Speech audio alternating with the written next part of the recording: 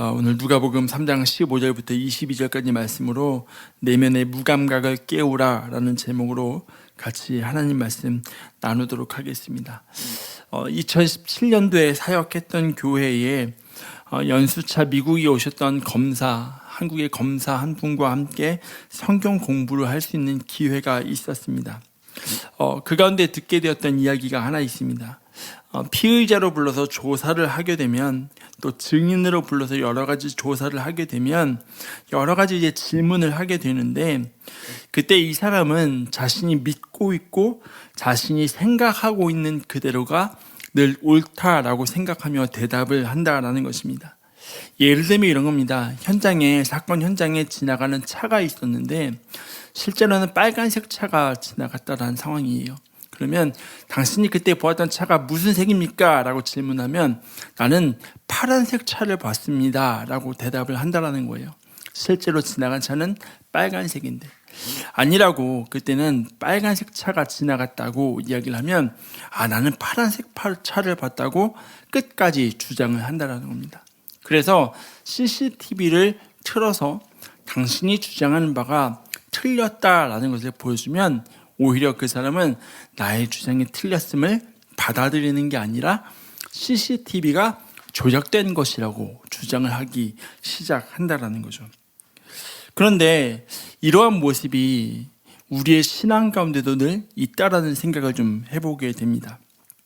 우리는 때로 여러 상황과 환경 속에서 우리가 보기 원하는 것, 우리가 기대하는 것들을 통해서만 합리화를 하고 또 보고 받아들이려고 할 때가 참 많습니다. 우리가 보고 싶은 대로 보는 것도 있지만 한편으로는 우리가 기대하는 바가 큰 만큼 그 기대를 따라서 움직이게 되고 그 기대를 따라서 하나님을 또 우리의 상황을 보게 될 때가 참 많다라는 거죠. 본문의 말씀도 그렇습니다. 요한의 설교가 사람들에게 일으킨 그 기대를 염두에 두고 있는 말씀입니다. 그런데 여러분, 이들이 요한에 대해서 가지고 있는 기대는 한순간에 생겨나는 것이 아니라 요한을 사실 오랫동안 지켜본 결과로 나타나는 겁니다. 그러니까 잊지 말아야 할 것은 이들이 한순간에 세례 요한이다, 그를 스타로 받아들인 것이 아니라 적어도 마지막 때를 향한 기대를 가지고 있던 사람들이었습니다. 그 기대감을 가지고 있지만 그 마지막 때에 뭔가 우리를 로마의 압제로부터 해방시켜줄 그 메시아가 언제 올지 알 수 없는 상황에서 기다리고 또 기다리면서 요한이라는 사람을 지켜보았던 사람들입니다. 여러분, 그러면 그런 사람들의 삶이 어떠했을까 한번 생각해 보게 된다는 거죠. 혹시라도 메시아가 왔는데 우리가 그 메시아를 알아보지 못하면 어떻게 하지? 라는 걱정과 불안 그리고 긴장감 속에 살아갔던 사람들이었을 것입니다. 그렇게 메시아를 기다리고 또 기대하면서 요한을 지켜보았다라는 거죠. 그런데 요한이라는 사람의 행보를 보니까 지금까지 내가 보아왔던, 지금까지 유대 땅에서 보아왔던 종교 지도자들의 모습과는 너무나 다른 겁니다. 요한이라는 사람 가만히 보니까 다른 종교 지도자들과 다르게 로마의 권력에 붙으려고 하지도 않고, 보통 종교 지도자들은 예루살렘을 중심으로 활동을 했는데 요한이라는 사람은 예루살렘에 머무는 게 아니라 오히려 사람들이 없는 광야로 나아가서 살아가고 있네. 뭔가 로마의 핵심과는 거리를 두고 있는 사람이네 라는 생각을 하게 된다는 거죠. 그러면서도 로마의 권력의 핵심이라고 할 수 있는 헤롯이라는 인물을 향해서도 직설적으로 이야기를 하는 사람이 바로 요한이라는 거죠. 야, 너 이거 잘못했어. 헤롯, 너 이거 잘못된 거야 라고 서슴없이 이야기를 하니까 이들이 보기에는 저 요한이라는 사람이 뭔가 우리를 로마의 압제로부터 구원해줄 메시아가 아닐까라고 바라볼 수밖에 없었다라는 거죠. 왜 우리 어릴 때 할머니 집에 갔을 때 엄마나 아빠한테 혼날 때 할머니가 그러지 마라고 커버 쳐주고 실드 쳐주면 마치 할머니가 나의 구원자인 것처럼, 저희 아이들도 그러거든요. 엄마 아빠한테 막 뭐라고 하다가 제가 저희 아이들이 이렇게 말을 안 들어요 라고 저희 부모님께 이야기하면 그때는 다 그런 거야 라고 이야기를 저한테 하셔요. 그럼 저는 반문해요. 제가 자랄 땐 그렇게 말씀 안 하셨잖아요 라고 이야기하거든요. 그러니까 아이들의 입장에서 마치 할머니 할아버지 품이 메시아 구원자처럼 느껴지는 것처럼 지금 사람들이 보기에 요한이라는 인물이 그렇게 보일 수밖에 없었다는 거죠. 그런 요한의 영향력에 대해서 19절이 이렇게 말씀합니다. 19절의 말씀입니다. 분봉왕 헤롯은 그의 동생 헤로디아의 일과 또 자기가 행한 모든 악한 일로 말미암아 요한에게 책망을 받고, 여러분, 분봉왕이라는 것, 유대의 4분의 1의 지역을 다스리던 그 왕이 요한으로부터 공개적으로 책망을 받았다라는 거죠. 그럼 그 당시 요한이라는 사람의 영향력이 어떠했는지를 볼 수 있다는 겁니다. 이 사건을 조금 더 자세히 보기 위해서 마가복음 6장으로 가면 예수님께서 사역을 시작하시고 예수님의 이름이 막 전해지기 시작합니다. 그러자 사람들의 의문을 갖기 시작해요. 이 사람이 엘리야가 아닐까? 아니면 예전에 죽었던 선지자나 예언자 중에 한 명이 살아서 다시 돌아온 거 아닐까? 라는 의문을 갖기 시작합니다. 그 중에 헤롯은 그런 생각을 갖게 돼요. 혹시 내가 죽였던 요한이 다시 살아 돌아온 것 아닐까라는 생각을 갖게 됩니다. 그러면서 요한이라는 인물과 헤롯 사이에 있었던 한 가지의 일화를 소개합니다. 이 마가복음 6장과 본문에 등장하는 헤롯이라는 사람의 본래 이름은 헤롯 안디바라는 사람입니다. 근데 이 사람이 무슨 일을 저질렀냐면 자신의 동생인 헤롯 빌립의 아내인 헤로디아를 데려다가 자신의 아내로 삼은 사람입니다. 내 남동생의 아내를 빼앗아온 사람이에요. 이것이 요한이 보기에는 말도 안 되는 일이었거든요. 그러니까 요한이 헤롯을 공개적으로 책망했어요. 그러니까 오히려 헤롯보다도 헤로디아가 더 요한을 죽이고 싶어 합니다. 마가복음 6장 19절과 20절입니다. 헤로디아가 요한을 원수로 어겨 죽이고자 하였으되 하지 못한 것은 헤롯이 요한을 의롭고 거룩한 사람으로 알고 두려워하여 보호하며 또 그의 말을 들을 때에 크게 번민을 하면서도 달갑게 들음이로라. 이 말이 뭐냐면 우리 앞에 누군가 그런 이야기를 해요. 근데 이 사람의 말이 반박할 수 없는 거예요. 근데 뭔가 마음은 불편해. 하지만 반박은 할 수 없어. 이런 상황이라는군요. 그 당시 근데 헤롯에게 직언을 할 수 있는 유일한 사람이 바로 요한이었습니다. 당신 이거 잘못됐잖아 라고 이야기할 수 있는 사람. 그러니까 주변에 요한을 바라보는 사람들의 시선은 어쩌면 이 요한이 헤롯에게 직언을 하고 헤롯에게 틀렸다고 따박따박 따질 수 있는 그 요한이 우리를 구원해줄 메시아가 아닐까라고 기대할 수밖에 없었다라는 거죠. 그 누구도 할 수 없는 말을 대신해서 해주는 사람. 그래서 요한이 메시아이기를 바라면서 사람들은 요한에게 세례를 받기 위해 몰려들었습니다. 여러분, 그런데 오늘 우리의 모습이 그렇다는 생각을 하게 됩니다. 우리는 사람에게서 문제의 해결점을 찾으려 할 때가 참 많습니다. 교회에 여러 가지 문제가 있으면 그 문제를 사람을 세워서 해결하려고 하는 게 오늘 우리의 모습입니다. 예전에 알고 지냈던 한 사역자분께서는 그런 비전을 가지고 있었어요. 어떤 비전이냐면 저는 교회 컨설턴팅을 하는 일을 하고 싶다라는 거예요. 교회 컨설턴트, 이 단어 들으면 되게 멋있는 것 같아요. 그 교회에 가서 교회의 문제를 파악하고 그 문제를 해결해서 건강한 교회를 세우는 사역을 하고 싶다라는 것입니다.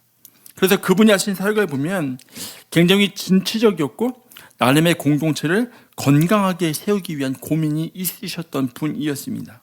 그런데 어떠한 이유인지는 모르겠지만 그분이 지금은 사역의 현장에 계시지 않거든요.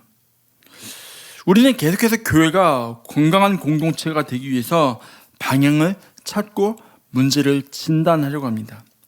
그런데 잊지 말아야 할 것은 그 모든 과정 가운데 교회의 대안이 사람이 될 수 없다라는 것입니다. 우리 사람에게서 해결책을 찾으려고 해서는 안 된다라는 거죠. 그래서 요한이 메시아가 아닐까라고 생각하는 사람들에게 요한은 자신의 역할을 명확하게 이야기합니다. 그리고 예수님께서 주시는 세례에 대해서 제시합니다. 본문의 말씀 16절과 17절을 메시지 성경으로 한번 보겠습니다. 그러자 요한이 끼어들었다. 나는 이 강에서 세례를 주고 있다. 이 드라마의 주인공은 너희 안에 천국의 삶과 불과 성령을 발화시켜 너희를 완전히 바꾸어 놓으실 것이다. 그분께 비하면 나는 잔 심부름꾼에 지나지 않는다. 그분은 집을 깨끗이 하실 것이다.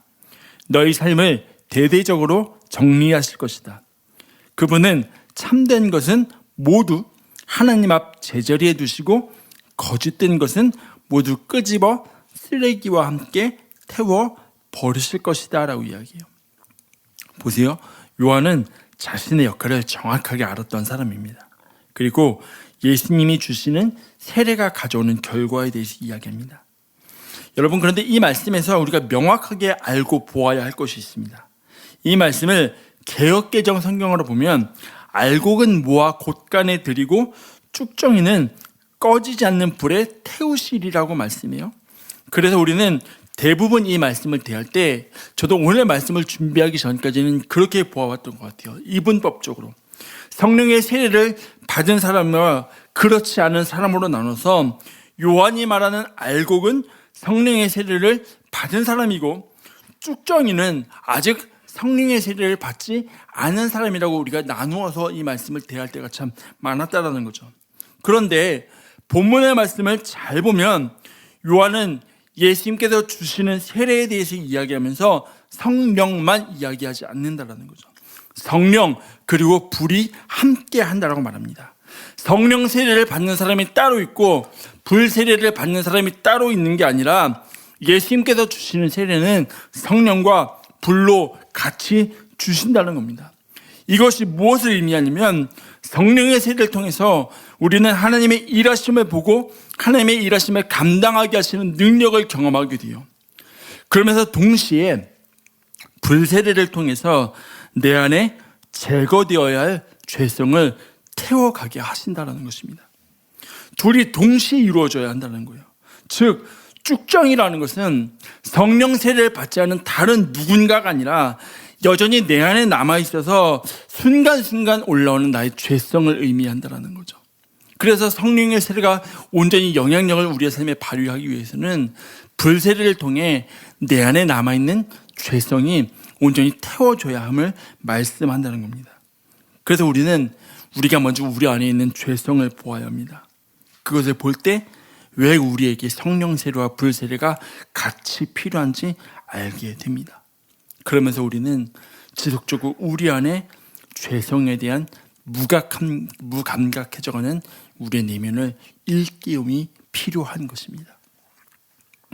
지난해 10월경에 PD수첩이라는 시사 프로그램에서 저는 교회라고 부르고 싶지도 않고 목회자라고 부르고 싶지도 않은 어떤 한 종교단체의 일탈에 대해서 방송을 했습니다.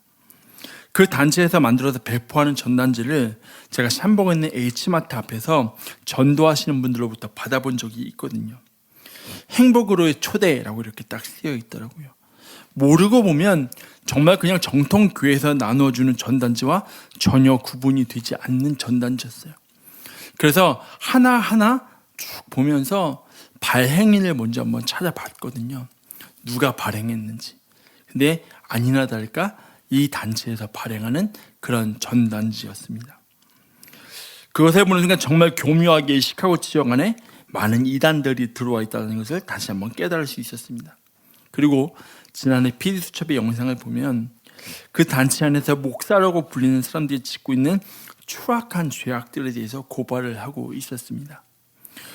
분명히 그 안에서 목사라고 불리는 사람들이, 목회자라고 불리는 사람들이 너무너무나 추악한 죄악들을 아무렇지도 않게 짓고 있는데, 그들이 그렇게 지을 수 있는 이유가 있었던 겁니다. 뭐냐면 이들은 그런 생각을 가지고 있더라고요. 내가 한 번 죄 사함을 받았으면, 회개를 했다면 앞으로 짓는 죄에 대해서는 나는 아무런 영향을 받지 않는다고 믿고 그렇게 가르치고 있었던 거예요. 이들은 내가 죄를 회개했다면, 내 죄의 문제를 지금 해결했다면 앞으로 내가 짓는 죄악들에 대해서는 어떠한 문제도 되지 않는다라는 생각을 가지고 있었어요. 죄성에 대한 무감각을 가지고 살아갔던 사람들입니다. 그런데 하나님 오늘 우리에게 요구하시는 것은 지속적으로 우리로 하여금 우리의 내면에 무감각해져가는 죄성을 깨어나가길 원하신다는 거죠. 사도행전 5장을 보면 아나니아와 삽비라 부부에 대해서 이야기를 합니다. 이 이야기 앞에 보면 구브로에서 난 레위족계 요셉이 밭을 팔아서 그 밭을 헌금했다라고 말씀해요. 이 사건이 아나니아와 삽비라에게는 굉장히 큰 도전이 됐던 것 같습니다. 아니, 정확하게 말한다면 도전이라기보다는 우리도 할 수 있다라는 과시욕을 불러일으킨 것 같아요. 그래서 이들 부부도 자신의 소유를 팔았습니다. 그런데 문제가 생겨요. 사도행전 5장 1절과 2절입니다. 아나니아라는 사람이 그의 아내 삽비라와 더불어 소유를 팔아 그 값에 얼마를 감춤해 그 아내도 알더라. 얼마만 가져다가 사도들의 발 앞에 두니. 여러분, 이 사건에서 중요한 것은 뭔지 아십니까? 아나니아와 삽비라, 이들은 이미 초대교회의 일원이었던 사람들입니다. 믿음의 고백이 있는 사람들이었고 그 믿음의 고백을 통해 교회 안에 들어와 있던 사람들이었다라는 거죠. 그럼에도 불구하고 이들이 하나님 앞에 드렸던 그 약속에 대해 지킬 수 없었던 이유, 지키지 못했던 이유는 하나입니다. 순간적으로 올라오는 탐욕, 여전히 사라지지 않는 그들의 탐심이 남아있음을 분명하게 인지하지 못했기 때문이라는 거죠. 내 안의 죄성에 대해 무감각해져 있던 그들의 심령에 대해서 그들이 깨어있지 못했다라는 거죠. 그래서 오늘 우리는 여전히 하나님, 내게 성령의 바람이 불어오기 원합니다 라고 고백하면서 동시에 하나님, 내가 그 성령의 일하심 앞에 순종할 수 있는, 그래서 내 안에 남아있는 죄성을 태울 수 있는 불을 내 안에 허락하여 주시옵소서라는 끊임없는 기도가 있어야 하는 겁니다. 세 번째, 세가족 교육을 진행하고 있습니다. 하나님의 은혜로 고백할 수밖에 없는 일입니다. 그런데 이 세가족 교육을 하면서 마지막 시간이 되면 제가 꼭 부탁드리는 것이 한 가지 있습니다. 그것은 저의 부족함과 연약함을 너무나도 잘 알기에 하나님 앞에 끊임없이 깨어있는 목회자가 되게 해달라고 기도를 부탁합니다. 이 말씀을 지난주에는 세가족 교육 세 번째 시간에 같이 이야기를 하게 되었습니다. 그러면서 한 가지를 더 이야기했습니다. 목회자의 인간적인 연약함이, 불완전함이 목회자의 타락의 합리화가 될 수 없다는 것. 여러분, 많은 목회자들과 사역자들의 타락과 일탈의 꼬리표처럼 붙어 있는 것이 있습니다. 그게 뭐냐면 우리 모두 연약한 사람이잖아, 우리 모두 완전하지 않잖아 라는 거죠. 맞아요. 우리 모두 연약해요. 완전해요. 그런데 어느 순간에 이것이 목회자들이 면죄부가 되어 있고 합리화가 되어 있다는 거죠. 그래서 우리는 끊임없이 우리의 무감각해져가는, 우리의 무뎌져가는 우리의 영혼을 하나님 앞에 깨워 나가야 하는 겁니다. 하나님 앞에 우리의 연약함을 분명히 고백하되 그 안에서 지속적으로 불쑥불쑥 올라오는 죄성에 대해서 민감해야 한다는 것입니다. 그게 오늘 우리에게 요구되는 신앙과 삶의 자세인 겁니다. 사도행전 18장을 보면 바울이 아테네를 떠나서 고린도로 이동을 하게 됩니다. 그곳에서 브리스길라와 아굴라 부부를 만나서 함께 천막 만드는 일을 하며 살아가게 됩니다. 하지만 고린도 지역에서 유대인들에 의해 고소를 당하게 된 바울은 다시 시리아 지역으로 떠나게 되고 브리스길라와 아굴라가 그 바울의 일정에 같이 동행을 하게 됩니다. 그 후에 브리스길라와 아굴라는 에베소 지역에 남게 되고 바울은 다시 전도 여행을 떠나게 됩니다. 이때 에베소 지역에 누가 오냐면 아볼로라고 하는 사람이 찾아오게 됩니다. 이 아볼로는 이집트의 알렉산드리아라는 지역의 출신의 유대인입니다. 당시 알렉산드리아라고 하는 도시는 로마에서 두 번째로 큰 도시였습니다. 두 번째로 큰 도시였다는 것은 당시에 헬라와 유대적인 성경 해석학과 또 철학에 굉장히 중심적인 역할을 하던 곳이 바로 알렉산드리아입니다. 그러면 아볼로가 알렉산드리아 출신이라는 것은 그가 굉장히 이성적이고 지성적이고 언변이 탁월한 사람이었다는 거예요. 그리고 유대인이라는 것은 성경에 대해서 능통한 사람이었다는 것을 보여줍니다.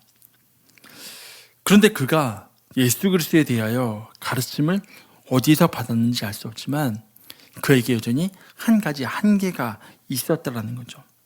사도행전 18장 25절입니다. 그가 일찍이 주의 도를 배워 열심으로 예수에 관한 것을 자세히 말하며 가르치나 요한의 세례만 알 따름이었더라. 요한의 세례만 알 따름이었더라. 그런데 본문의 말씀이, 이 사도행전의 말씀이 요한의 세례만 알았다라는 것은, 이것으로는 뭔가 부족하다라는 것을 우리에게 보여주고 있다는 거죠. 그런데 이 모습은 아볼로에게만 있었던 것이 아니었습니다. 바울이 다시 에베소에 돌아와서 몇몇 제자들을 만나 너희가 성령을 받았느냐라고 질문을 해요. 바울의 질문에 이들은 자신들이 성령에 대해서는 들어보지도 못했다라고 이야기해요. 그러자 바울이 성령으로 세례를 줍니다. 그런데 바울의 질문에 대한 이들의 답도 중요하지만, 먼저 바울의 질문을 개역 개정으로 보면 너희가 성령을 받았냐라고 질문을 해요. 그런데 이 말씀을 메시지 성경으로 보면 이렇게 질문합니다. 사도행전 19장 1절과 2절입니다. 아볼로가 고린도에 가 있는 동안 바울은 높은 지역을 거쳐 에베소에 이르렀다. 거기서 몇몇 제자들을 만난 바울은 먼저 이런 말부터 꺼냈다. 여러분이 믿을 때에 성령을 받았습니까? 여러분은 하나님을 머리에만 모셨습니까? 아니면 마음에도 모셨습니까? 그분이 여러분 안에 들어오셨습니까? 라고 질문해요. 이들은 요한의 세례만 아는 사람들이었어요.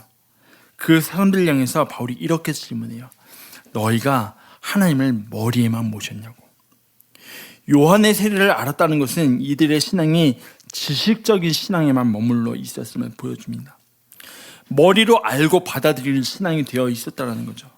지적인 신앙의 한계가 여기에 있는 거거든요. 물론 그렇다고 해서 하나님에 대한 지식이 필요 없다는 것 아닙니다. 우리가 끊임없이 하나님을 알아가는 지식을 채워가야 합니다. 하지만 지적으로만 믿음에 다가서다가 영적으로 무감각해지는 것을 끊임없이 경계해야 한다는 거죠. 그래서 죄에 대한 민감함이 우리에게 있어야 하는 겁니다. 여러분, 기독교의 핵심이 뭐라고 생각하십니까? 기독교의 핵심은 회개에 있습니다. 기독교의 핵심은 내가 하나님 앞에 지은 죄를 뉘우치고 깨닫고 다시금 하나님 앞으로 돌아서게 하는 것이 기독교의 핵심입니다. 우리 내면에 불편함이 있을 수 있겠지만 그 불편함에 과감하게 다가서는 것입니다. 근데 문제는 오늘날 교회의 모습이 불편한 것은 가능하다면 피하려고 한다는 거죠. 자연스럽게 지적으로만 하나님께 다가서는 교회가 되어 있고, 죄에 대해서는 무감각해져가는 교회와 우리의 신앙이 되어져 가고 있다는 겁니다. 그래서 소위 말하는 머리만 커지는 신앙이 된 것이죠. 그냥 하나님에 대한 지식으로 하는 신앙. 여러분, 그런데 우리가 그것을 놓치는 순간 우리의 영적인 생명력은 잃어버리게 되는 겁니다. 미국의 대공황기에 태어나서 성공한 사업가인 한 사람 중에 제리 플레밍이라는 사람이 있습니다. 이 사람은 나의 사업과 기독교의 윤리 안에서 어떻게 조화를 이룰 수 있는지를 끊임없이 고민했던 사람이에요. 그런데 그 사람이 이런 말을 합니다. 죄에 대해서 무감각한 사람이 되지 않으려면 회개의 자리에 부지런히 가야 한다. 죄에 대해서 무감각한 사람이 되지 않으려면 회개의 자리에 부지런히 가야 한다라고 이야기합니다. 여러분, 우리가 죄에 대해서 민감하게 반응하는 방법은 하나입니다. 지속적으로 계속해서 회개의 자리로 나아가는 겁니다. 거기에서 분명히 우리는 우리 밑바닥을 보게 되겠지만 오히려 그 과정을 통해 나의 무뎌진 나의 죄에 대한 마음을 다시금 일깨울 수 있는 겁니다. 그리고 하나님과의 온전한 관계를 맺어나갈 수 있다는 거죠. 여러분, 사도행전을 보면 복음을 들었을 때 사람들의 반응은 동일하게 나타납니다. 사도행전 2장의 말씀을 보면 베드로가 유대인들과 예루살렘에 있는 사람들을 향해서 십자가의 복음의 소식을 전할 때 이들은 마음에 찔림을 받았다고 이야기해요. 그리고 베드로를 찾아와서 이렇게 질문해요. 우리가 어찌할꼬? 우리의 마음에 찔림이 있는데 우리가 어찌할꼬? 라고 질문합니다. 마음의 찔림, 불편함을 직면한 이들은 피하려고 하지 않아요. 내가 어떻게 해야 할지 베드로에게 찾아와 물어요. 마음에 불편함을 묻어두거나 불편함을 주는 사람을 제거하려고 하지 않아요. 그런데 조금 지나서 7장을 가면 좀 다르게 나타나요. 사도행전 7장은 스데반의 설교 말씀이거든요. 이스라엘의 역사를 총체적으로 이야기하면서 그 과정에 대해 너희가 하나님께 어떻게 불순종했는지, 하나님의 말씀에 대해서 어떻게 거절했는지 이거를 고발하면서 너의 마음이 완악하다라고 이야기를 해요. 그런데 이에 대해서 이렇게 반응이 나타나요. 사도행전 7장 54절입니다. 그들이 이 말을 듣고 마음에 찔려 그를 향하여 이를 갈거늘. 둘 다 복음을 들었어요. 근데 반응은 다르게 나타나요. 둘 다 마음이 찔렸어요. 근데 반응은 다르게 나타나요. 왜냐하면 그 찔림은 각각 다른 찔림이기 때문이거든요. 사도행전 7장에서 말하는 그들이 이 말을 듣고 마음에 찔렸다는 것은 그들이 화를 냈다는 겁니다. 그들이 분노했다는 거예요. 왜냐하면 사도행전 5장에서 사도들이 공회 앞에서 하나님의 말씀을 전할 때 그들이 노하였다라고 말하거든요. 그것이 7장에 나타나는 찔림이에요. 노하였다라는 거. 그런데 베드로의 설교를 들은 사람들이 느꼈던 찔림은 아픔을 느끼는 거예요. 치명상을 겪는 거예요. 여러분 보세요. 내가 감정적으로 화가 나잖아요. 그럼 여전히 내가 살아서 이 감정을 따라 반응하고 움직이게 됩니다. 그게 스데반의 설교를 들은 사람들의 반응이었어요. 그런데 베드로의 설교를 들은 사람들의 반응은 찔림, 치명상을 입고 타박상을 입고 그들이 쓰러졌다는 것은 더 이상 그들의 힘으로 아무것도 할 수 없음을 고백하는 겁니다. 그게 죄에 대해서 민감한 우리의 삶에 나타나야 하는 반응이라는 거죠.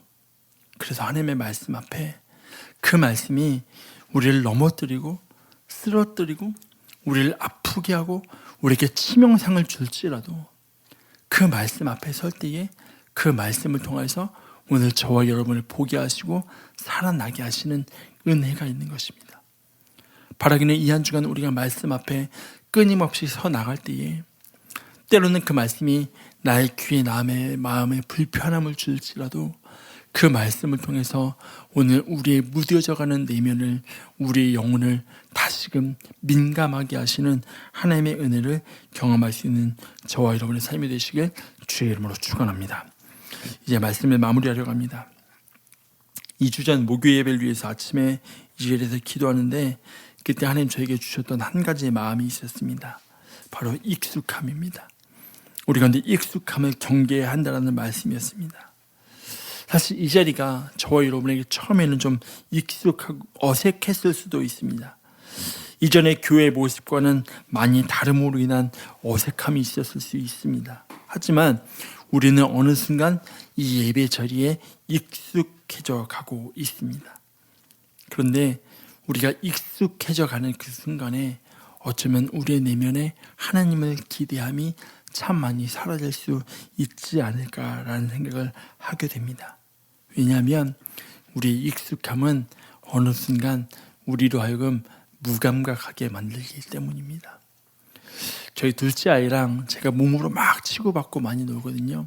처음에는 살짝만 때려도 엄청 아파하더니 시간이 지나니까 맷집이 점점 쌓이나 봐요. 이게 웬만큼 세게 때려서는 아파하지도 않아요. 벌떡 일어나서 다시 공격을 해요. 근데 우리가 익숙해져 간다는 것, 무감각해져 간다는 것은 하나님의 말씀이 들려도 깨닫지 못하는 시대가 올 수 있다는 거죠. 그래서 바라고 소원하기는 우리가 오늘도 하나님 앞에서 하나님 내 안의 영적인 무감각함을 다시금 한번 깨워 주시옵소서. 하나님 그리하여서 내 안에 여전히 남아있는 죄성이 있다면 하나님 그것을 성령의 불로 태워 주십시오 라는 그런 믿음의 고백과 간절함을 가지고 하나님 앞에 나아갈 수 있는 저와 여러분이 되시길 주의 이름으로 축원합니다. 우리 오늘 예배 마치고 이 찬양하려고 그러거든요. 언제나 내 모습 너무나 부끄러워 무릎으로 주님께 기도로 가오니 나 홀로 서 있는 죽은 내 영 깨우사 주님만 나를 세워 내 영 살게 하소서. 여러분 우리 솔직히 얘기했을 때 하나님 앞에 섰을 때 내 모습이 언제나 부끄럽다고 느끼는 분 계십니까? 솔직히 우리 없잖아요. 하나님 내 영 죽어 있는데 하나님 내 영 살려주십시오 라고 매달리는 사람이 있습니까? 솔직히 우리 없잖아요. 근데 우리 하나님 앞에 이 찬양 고백하며 나갈 때에 하나님 앞에 서기에 부끄러운 나를 다시금 이 자리에 예배의 자리에 세우신 주님 감사드립니다. 하나님, 세상에서 살아가면서 죽어있는 내 영을 다시금 깨우사 하나님, 무감각해진 나의 영혼을, 하나님, 식물인간과 같은 나의 영혼을, 하나님, 목숨은 붙어있지만 그리스도인으로 영적으로 민감함이 다 사져가는 나의 영혼을 다시금 주님 오늘 세워주시고 깨워주시옵소서. 우리 그런 믿음의 고백과 기도로 하나님 앞에 시간 나가며 기도할 수 있는 귀한 시간 됐으면 좋겠습니다. 우리 같이 하나님 앞에 찬양하면서 나가도록 하겠습니다.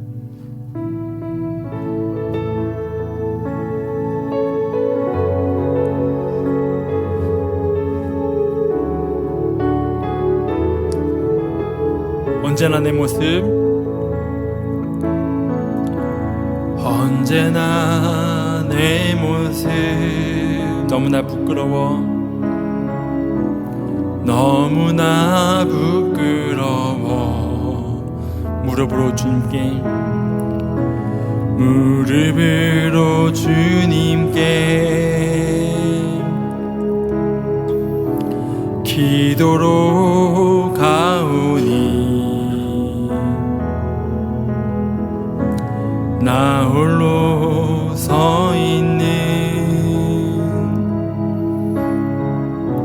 죽은 내 영 깨우사 주님만 나를 깨워 내 영 살게 하소서. 주님 내 안에, 주님 내 안에, 주님 내 안에, 내 안에 계시고, 주님 내 안에, 주님 내 안에 나를 세워주소서, 나를 세워주소서. 한 번 더 합시다. 언제나 내 모습, 언제나 내 모습 너무나 부끄러워, 너무나 부끄러워. 무릎으로 주님께, 무릎으로 주님께 기도로 가오니 나 홀로 서 있는 죽은 내 영 깨우사, 죽은 내 영 깨우사. 주님만 나를 세워, 주님만 나를 깨워 내 영 살게 하소서. 주님 내 안에, 주님 내 안에, 주님 내 안에, 내 안에 계시고, 주님 내 안에, 주님 내 안에 나를 세워주. 주님 내 안에, 주님 내 안에, 주님 내 안에,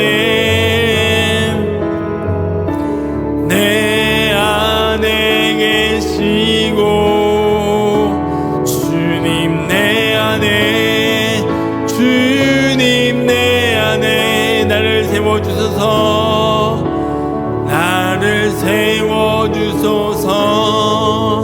우리 한번 그렇게 기도했으면 좋겠습니다. 하나님, 내 영적인 무감각함을 다시금 깨워주시옵소서. 하나님, 내 안에 잠들어 있는 영혼을 다시금 깨워주시옵소서. 하나님, 죽어있는 내 영을 다시금 살리사 내 안에 주님만 나를 깨워서 내 영을 살게 하시고, 하나님 죄에 대하여 민감하게 반응할 수 있는 신앙을 달라고 우리 같이 합심해서 하나님 앞에 기도하며 나가도록 하겠습니다. 기도합시다. 하나님 고맙고 감사드립니다. 오늘 우리가 하나님의 말씀 허락하시다. 하나님 주의 말씀 앞에 서게 하시며, 하나님 주께 가까이 나가게 하시고, 하나님 주의 은혜의 자리로 나갈 수 있게 허락하시며 감사드립니다. 하나님 우리 안에 영적으로 하나님 무뎌 무뎌져 있습니다. 하나님, 우리의 영적인 무감각 시대를 살아가고 있습니다. 하나님, 우리의 영적으로 깨어있지 못한 시대 가운데 하나님, 우리가 다시금 우리의 영혼을 깨워주시다. 하나님, 우리가 다시금 우리의 영혼을 깨워주시다. 우리의 무감각한 영혼을 다시금 일으켜 세워 주시옵소서. 하나님, 죄에 대해 민감하게 하시고 하나님, 깨어있게 하시고 하나님, 자꾸만 내가 살아가려고 하는 나의 심령 가운데 주님만 내 안에 살아 역사하시고 주님만 내 안에 살아 일하시고 주님만 내 안에 살아서 나의 삶을 주장하시고 나의 삶을 다스리시며 나의 삶을 붙드시고 나의 삶을 통치하시네. 하나님, 그 놀라운 은혜를 경험하시도록 하나님 도와주시옵소서. 하나님, 주의 은혜를 우리가 늘 모시기도 합니다. 하나님, 주의 은혜를 우리가 늘 모시기도 합니다. 우리가 늘 성령과 불로 하나님 우리에게 임재하여 주시다. 우리 안에는 주의 성령이 타여지게 하시고 하나님이여 성령이 일하심을 바라볼 수 있도록 하나님 도와주시옵소서. 하나님, 그렇게 주의 말씀 안에 우리가 서게 하시고 하나님, 주의 말씀 앞에 우리가 서게 하시고 하나님, 그 말씀이 때로는 우리를 불편하게 할지라도 하나님, 주의 말씀에 살리는 능력이 있으므라 하나님, 그 말씀을 붙잡고 하나님, 그 말씀을 붙들고 온전히 하나님 앞에서 살아가는 하나님 그런 삶이 되게 하나님 도와주시옵소서. 하나님, 그리고 우리 삶을 붙드시기도 합니다. 하나님, 그렇게 우리 삶을 다스리시기도 합니다. 하나님, 채우시옵소서. 하나님, 붙드시옵소서. 하나님, 우리의 영혼이 많이 무감각해진 시대를 살아가고 있습니다. 하나님, 죄가 왜 죄인지 알지 못하고 하나님, 나의 연약함이 나의 불완전함이 우리의 합리화가 되어 있는 시대를 살아가고 있습니다. 하나님, 그런데 오늘 다시금 우리의 영혼을 깨워주시고 우리의 영혼을 주님 세워주시사 하나님, 우리의 무감각해진 영혼을 다시금 일으켜 세워주시고 하나님, 주의 말씀으로 우리를 붙드시고 하나님, 주의 말씀 우리를 이끄시사 우리가 이 한 주간을 살아가며 성령과 불로 세례를 받고 살아갈 수 있는 그러한 한 주간 되게 도와주시옵소서. 부지런히 회개의 자리에 나갈 수 있는 그런 삶이 되게 도와주시옵소서. 지금은 우리 주 예수 그리스도의 은혜와 하나님 아버지의 무한하신 사랑하심과 성령의 인도하심이, 교통하심이, 역사하심이 하나님 앞에 나의 영적인 무감각을 깨닫고 하나님, 나의 영이 깨어 하나님의 죄 앞에 하나님 민감하게 반응하기를 소원하며 결단하는 사랑하는 모든 지체들의 삶과 가정과 교회와 학교와 직장과 일터 위에 그들의 모든 삶의 걸음걸음 위에 이제로부터 영원토록 함께 하시기를 간절히 축원하옵나이다. 아멘.